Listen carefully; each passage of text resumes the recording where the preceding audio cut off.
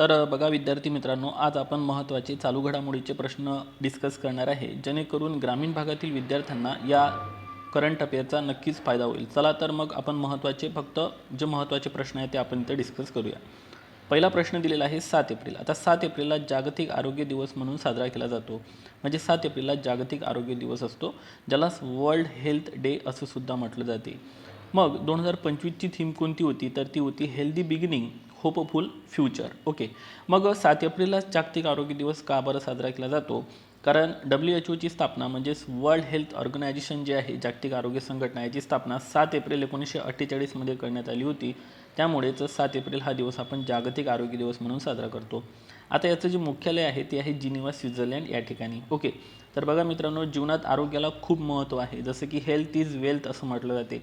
आणि इवन बघा HDI जो आहे, ज्याला आपण ह्युमन डेव्हलपमेंट इंडेक्स म्हणतो, जो 1990 पासून काढला जातो, निर्देशक आहे, ज्याच्यामध्ये बघा एक आहे आरोग्य, दुसरा आहे शिक्षण आणि तिसरा आहे राहणीमान। तर बघा याच्यामध्ये जे पहिलं महत्त्व जे दिलेलं आहे, पहिलं महत्त्व जे दिलेलं आहे ते आरोग्याला दिलेलं आहे। म्हणजे आरोग्य हे किती इम्पॉर्टंट आहे बघा, त्याच्यानंतर शिक्षण आणि त्याच्यानंतर राहणीमान।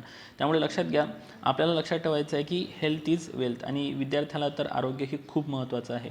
त्यानंतर पुढचा प्रश्न आहे, राष्ट्रीय बाल हक्क संरक्षण आयोगाची स्थापना कधी करण्यात आली होती? तर ती 5 मार्च 2007 रोजी करण्यात आलेली होती। आणि आंतरराष्ट्रीय बालवर्ष युनोने 1979 मध्ये घोषित केलेलं होतं।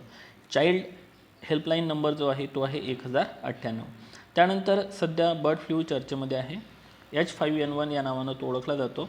तर बर्ड फ्लूचा जो पहिला मानवी रुग्ण आहे हा हाँगकाँग या देशामध्ये 1997 मध्ये सापडलेला होता। आपल्याला परीक्षेच्या दृष्टिकोनातून हा पॉईंट इम्पॉर्टंट ठेवायचा आहे, लक्षात ठेवायचा आहे। रेल्वेचे नेटवर्क असणारा भारत जगातील कितव्या क्रमांकाचा देश ठरलेला आहे? तर रेल्वेचे नेटवर्क असणारा भारत 4थ्या क्रमांकाचा देश ठरलेला आहे। टायगर ट्रम्प युद्ध सराव 2025 भारत आणि अमेरिका यांच्यातील हा नौसेना युद्ध सराव आहे, टायगर ट्रम्प युद्ध सराव। त्याचप्रमाणे वज्रप्रहार युद्ध सराव सुद्धा भारत आणि अमेरिका दरम्यान साजरा केला जातो। इंद्र युद्ध सराव जो आहे तो भारत आणि रशिया दरम्यान साजरा केला जातो। ठीक आहे, चर्चेतील इंद्र युद्ध सराव भारत आणि रशिया दरम्यान होतो। चर्चेतील वनतारा वन्यजीव संवर्धन केंद्र कोणत्या राज्यामध्ये आहे? तर ते गुजरात या राज्यामध्ये आहे। गीर अभयारण्य हे गुजरात या राज्यामध्येच असून लक्षात घ्या ते आशियाई सिंहासाठी प्रसिद्ध आहे। अलीकडेच वनतारा वन्यजीव संवर्धन केंद्राला आपल्या देशाचे पंतप्रधान नरेंद्र मोदी यांनी भेट दिलेली होती, त्यामुळे वनतारा वन्यजीव जो संवर्धन केंद्र आहे हे चर्चेमध्ये आलेलं होतं। ब्रिंग इट ऑन या पुस्तकाच्या लेखिका कोण आहे? तर बघा दीपा मलिक यांनी हे लिहिलेलं पुस्तक आहे, नक्कीच लक्षात ठेवायचं आहे। त्यानंतर चर्चेतील कलम 9 हे सध्या न्यूजमध्ये आहे। तर 9 काय आहे? भारतीय राज्यघटनेतील कलम की दुहेरी नागरिकत्वास बंदी घालणारी कलम आहे, कारण भारतामध्ये एकेरीच नागरिकत्व आहे।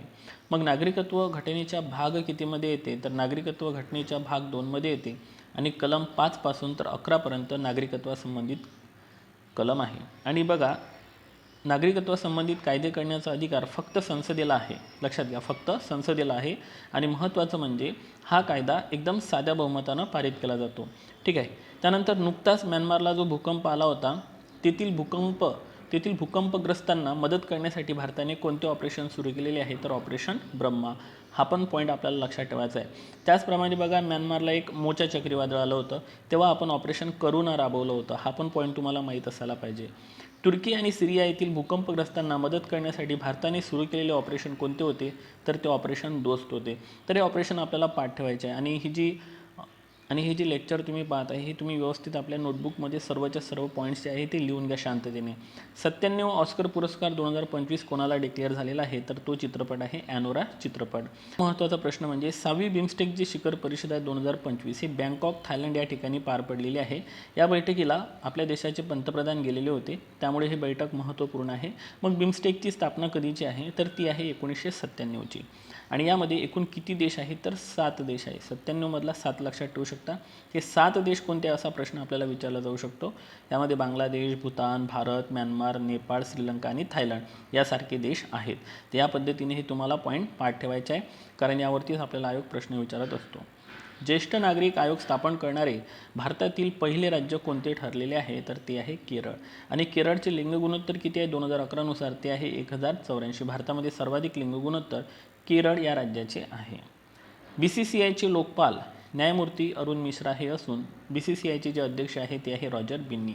आणि BCCIची स्थापना ही 1928मध्ये करण्यात आली होती आणि BCCIचं जे मुख्यालय आहे ते आहे मुंबई.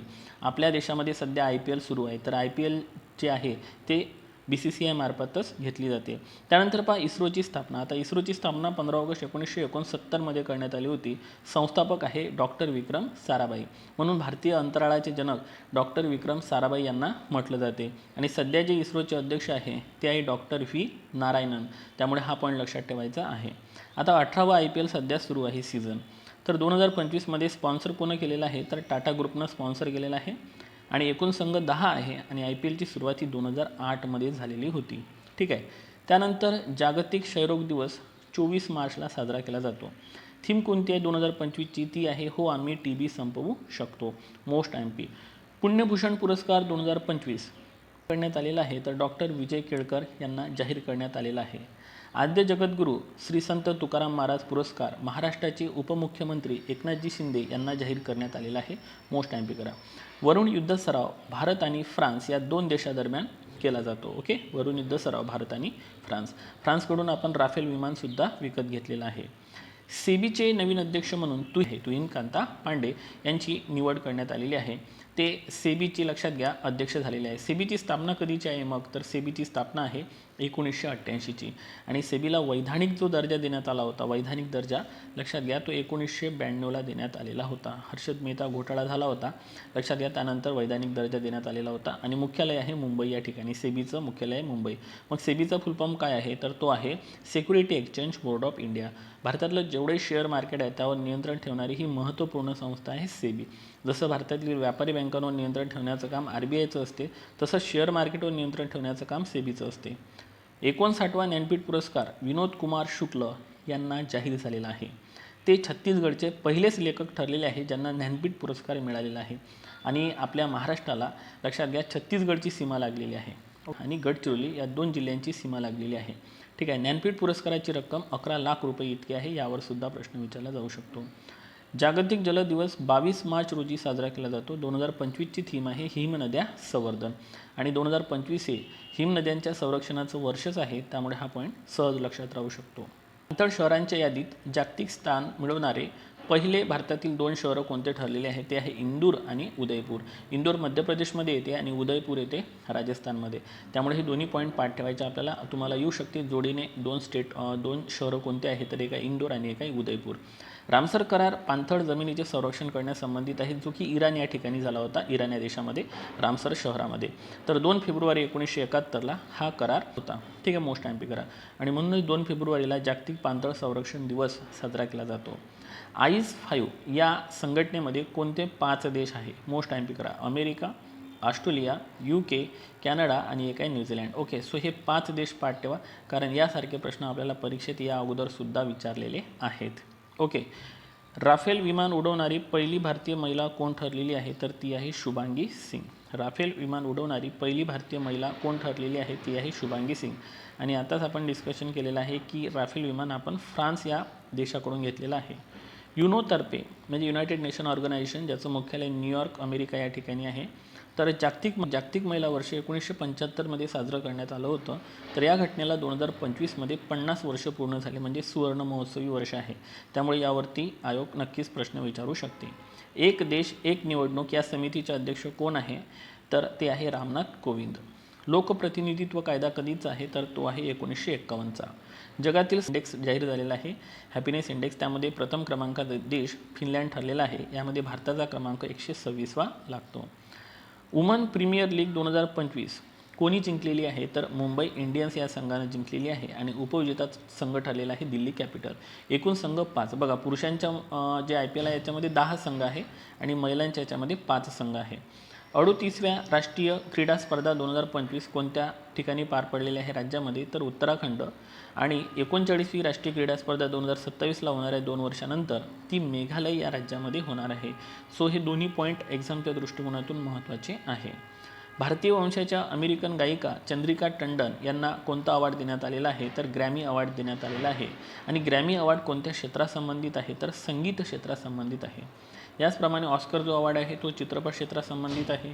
पुलित्झर अवॉर्ड हा पत्रकारिते संबंधित आहे. अलीकडेच महाराष्ट्र केसरी स्पर्धा 2025 पार पडलेली आहे. तर यामध्ये विजेते कोण ठरलेले आहे, तर ते ठरले आहे वेताळ शेळके आणि उपविजेते ठरलेले आहे पृथ्वीराज पाटील. मोस्ट MP करायचं आहे. L&T फायनान्स कंपनीचा ब्रँड ॲम्बॅसिडर म्हणून जसप्रीत बुमराह यांची निवड करण्यात आलेली आहे. खूप मोठी कंपनी आहे, तुम्हा सर्वांना माहीत आहे. अलीकडेच जाहीर करण्यात आलेला महाराष्ट्र भूषण पुरस्कार प्रसिद्ध शिल्पकार राम सुतार यांना जाहीर करण्यात आलेला आहे. आणि महाराष्ट्र भूषण पुरस्कारची रक्कम जी आहे ती आहे 25 लाख.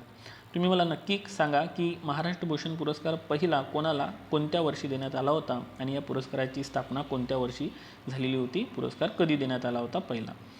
FBI म्हणजेच भारतीय वंशाचे पहिले अध्यक्ष कोण ठरलेले आहे, काश पटेल. FBI ही अमेरिकेतील एक महत्त्वपूर्ण संघटना आहे. FBI फुल फॉर्म काय होतो ते पण सांगा. ग्रामीण भागात रोजगार देण्यात प्रथम क्रमांकाचं राज्य आपलं महाराष्ट्र राज्य ठरलेलं आहे. महात्मा गांधी राष्ट्रीय ग्रामीण रोजगार हमी योजनेची सुरुवात ही 2 फेब्रुवारी 2006 रोजी करण्यात आली होती आणि या अंतर्गत एकूण 100 दिवसाचा रोजगार दिला जातो. 5 किलोमीटरच्या आत काम दिलं जाते. आता बघा, महात्मा गांधी राष्ट्रीय ग्रामीण रोजगार हमी योजना 2 फेब्रुवारी 2006ला प्रायोगिक तत्त्वावर सुरू करण्यात आली होती. संपूर्ण भारतात ही योजना 1 एप्रिल 2008मध्ये लागू करण्यात आली होती आणि या योजनेला महात्मा गांधी यांचं नाव 2 ऑक्टोबर 2009 रोजी त्यांच्या 140व्या जयंतीनिमित्त देण्यात आलेलं होतं, 2 ऑक्टोबर 2009ला. तर हे की पॉईंट आहे, लक्षात ठेवा. दुसरी आशियाई योगासन अजिंक्य स्पर्धा 2025 नवी दिल्ली या ठिकाणी पार पडलेली आहे. 97 ऑस्कर पुरस्कार 2025 बद्दल महत्त्वपूर्ण माहिती. सर्वोत्कृष्ट चित्रपट ॲनोरा ठरलेला आहे. सर्वोत्कृष्ट दिग्दर्शक आहे सीन बेकर. सर्वोत्कृष्ट अभिनेता आहे ॲड्रियन बॉडी आणि सर्वोत्कृष्ट अभिनेत्री आहे मिकी मॅडिसन. जोड्या लावणीमध्ये हा प्रश्न आपल्याला विचारला जाऊ शकतो. व्हिटले अवॉर्ड 2024 पूर्णिमा देवी बर्मन यांना देण्यात आला असून त्या आसाम या राज्यातील आहे. ठीक आहे, सध्या न्यूजमध्ये पण आहे. उदर शक्ती युद्ध सराव 2024 भारत आणि मलेशिया या 2 देशादरम्यान पार पडतो. उदर शक्ती युद्ध सराव भारत आणि मलेशिया. आणि त्यानंतर महत्त्वाचा प्रश्न आहे, film and television institute of इंडियाचे, लक्षात घ्या, म्हणजे FTIIचे संचालक म्हणून कोणाची निवड करण्यात आलेली आहे, तर धीरज सिंग यांची निवड करण्यात आलेली आहे. ठीक आहे, मोस्ट MP करा. आणि सुकोई 30 MKI या लढाऊ विमानातून ग्लाइड बॉम्बची यशस्वी चाचणी घेण्यात आलेली आहे. ठीक आहे, तर यासंबंधित जी एक संस्था आहे ती आहे DRDO, म्हणजे defence and research development organisation. स्पेसमधल्या कोणत्याही गोष्टी आल्या तर इस्रो येणार आणि युद्धासंबंधित ज्या संरक्षणासंबंधित ज्याही गोष्टी आल्या त्यासंबंधित DRDO येणार. त्यामुळे DRDO महत्त्वाची संघटना आहे. 1 जानेवारी 1958मध्ये DRDOची स्थापना करण्यात आली होती. मुख्यालय आहे दिल्ली या ठिकाणी आणि DRDOचे सध्याचे जे प्रमुख आहे ते आहे समीर V कामत. तर हे होते महत्त्वाचे प्रश्न. Thank you so much.